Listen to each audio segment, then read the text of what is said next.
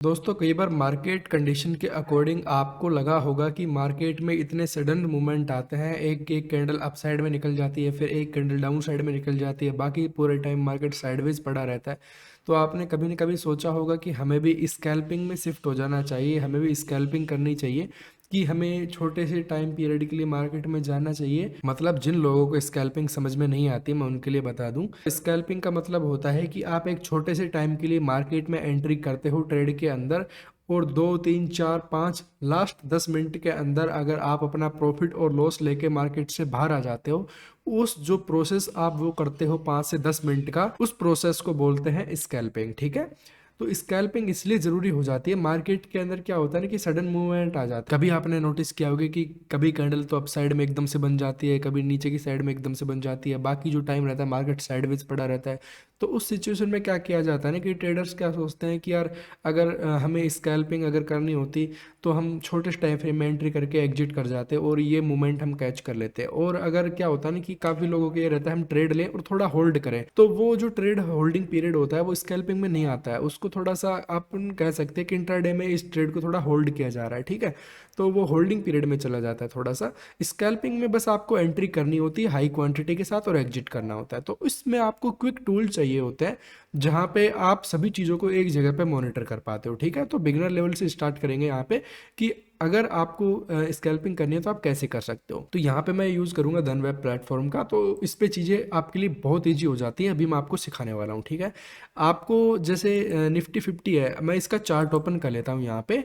इसका charting platform है ये, यहाँ पे मैं इसको ओपन कर लेता हूँ। तो निफ्टी का ही चार्ट ओपन हो गया है, मैं इसको 15 मिनट टाइम फ्रेम में यहाँ पे लगा लेता हूँ। तो अब यहाँ पे आप क्या देखोगे, देखो ऐसा नहीं है क्या स्कैल्पिंग आप लोग ऑप्शंस में ही कर सकते हो, आप स्टॉक्स में भी कर सकते हो, आप कमोडिटीज़ में कर सकते हो, काफ़ी चीज़ें होती हैं। लेकिन अभी मैं आपको, जैसे सब लोग जैसे निफ्टी 50 के अंदर ही काफ़ी एग्रेसिव रहते हैं ऑप्शंस ट्रेडिंग करने के लिए, तो मैं आपको इसी में ही सिखा देता हूँ। सबसे पहले मैं ना आपको इसका इंट्रोड्यूस करा देता हूँ उस प्लेटफॉर्म के बारे में थोड़ा सा। देखो यहाँ पे आपको टाइम फ्रेम में अगर आप जाओगे तो यहाँ पे आपको सेकंड्स के टाइम फ्रेम भी आपको मिल जाते हैं, जो कि स्कैल्पिंग में काफ़ी हेल्प करते हैं आप लोगों को। जैसे अभी तो ये देखो, बाद में तो सेकंड टाइम फ्रेम देखने का कोई मतलब नहीं रह जाता। अगर आप लोग फर्स्ट में जैसे मार्केट ओपन होता है तो ओपनिंग के टाइम के ऊपर जब आप ये चीज़ देखते हो सेकंड टाइम फ्रेम, तो ये काफ़ी इजी होगा आप लोगों के लिए। जैसे यहाँ पे एक अप साइड में ब्रेक किया तो डाउन साइड के लिए ट्रेड ले ले, तो ये आप समझ रहे हो ना। तो ये सेकंड टाइम फ्रेम इसलिए यूज़फुल हो जाता है। बाकी आप और प्लेटफॉर्म यूज़ करोगे तो आपको ये पेड मिलता है वहाँ पे, यहाँ पे आप फ्री में यूज़ कर सकते हो इस चीज़ को।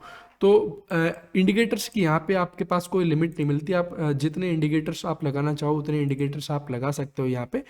उसके बाद चार्ट का आप फॉर्मेट चेंज कर सकते हो, यहाँ पे लाइन चार्ट लेना चाहते हो या कैंडलस्टिक चार्ट यहाँ पे आप लेना चाहते हो। बेसिक जो टूल्स हैं यहाँ पे एनालिसिस के लिए वो तो आपको मिल ही जाते हैं। उसके बाद अलर्ट्स के ऑप्शन यहाँ पे और ऑप्शन चयन का ऑप्शन, ये सब यहाँ पे ऊपर की साइड में आपको ऐड मिल जाते हैं। यहाँ पे देखिए आपको क्या करना होगा, अगर आपको स्कैल्पिंग करनी है तो स्कैल्पिंग करने के लिए आपको करना होता है, सबसे पहले आपको इंडेक्स चार्ट देखना होता है। उसके साथ ये लेआउट सेक्शन में जाना है, और लेआउट सेक्शन में जाने के बाद आप यहाँ पे 3 ये चार्ट लेआउट लगा लीजिए। इसमें क्या कीजिए कि ये जो बड़ा वाला जो एरिया है ये आप दे दीजिए यहाँ पे इंडेक्स को, यहाँ पे आप इंडेक्स ट्रैक कीजिए, और यहाँ पे ये जो बगल में है इन दोनों में आपको क्या करना है कि यहाँ पे राइट क्लिक करना है। आपको राइट क्लिक कर सकते हो या फिर ऊपर की साइड में आप जा सकते हो यहाँ पे। ठीक, यहाँ पे आपको एक ऑप्शन चयन का ऑप्शन मिल जाएगा, इस पे आप जब आप क्लिक करोगे तो आपके पास ऑप्शन चयन ओपन हो जाएगी। ठीक है। तो इस पे जब आप क्लिक करोगे तो आप यहाँ पे ऐड द मनी का कॉल और पुट यहाँ पे ऐड कर लेना। ये ऐड द मनी है, देखो 23,200 का यहाँ पे मैं कॉल ऐड कर देता हूँ इसी के अंदर, और 23 इस पे ऊपर क्लिक करके 23,200 का मैं यहाँ पे पुट ऐड कर देता हूँ। व्यू चार्ट पे क्लिक करेंगे पुट ऐड हो जाएगा। तो आपको पता लग गया मैंने क्या किया है। यहाँ पे 23,200 कहाँ पे है, 23,200 इस लेवल के आसपास है, मार्केट एडजस्ट होके क्लोज हुआ है इसी के आसपास।